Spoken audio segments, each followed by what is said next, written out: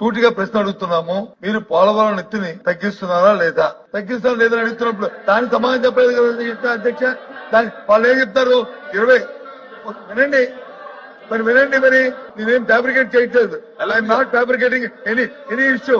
22వ సంవత్సరంలో first phase లో ఆ డబ్బులు రిలీజ్ చేయమని చెప్పి అప్పుడు ప్రభుత్వం ఆదిత్య దాస్ గారు సెక్రటరీగా ఉంటూ లేఖ రాశారని చెప్పారు. ఆ డబ్బు ఇవ్వండి, దాని తర్వాత అది కంటిన్యూ అవుతుంది అని చెప్పారు. ఇప్పుడు మేము అడుగుతుంది స్టేట్ కోసం, ఈ ప్రభుత్వం కేంద్ర ప్రభుత్వంతో సంప్రదించిన తర్వాత ఉన్న సమాచారం ఏంటంటే, రాష్ట్ర ప్రజలకు అందరికీ ఆందోళన ఏంటంటే, ముఖ్యంగా ఉత్తరాంధ్ర ప్రాంతంలో మా ప్రజలకి, అలాగే రాయలసీమ ప్రజలకి ఏదైతే ఎత్తు తగ్గిస్తే రాబోయే ఇందాక విద్యుత్ శాఖ మంత్రి గారు ఏదైతే మాట్లాడారో 900 మెగావాట్ల విద్యుత్ ఇస్తున్నారో, లేకపోతే రాయలసీమకి వచ్చి మిగిలిన జిల్లాలు వెళ్ళాలన్నారు, మా సుదృష్టం తవ్వాలన్నారు, వీటికి అన్నిటికీ ప్రమాదం వచ్చే పరిస్థితి ఉంది.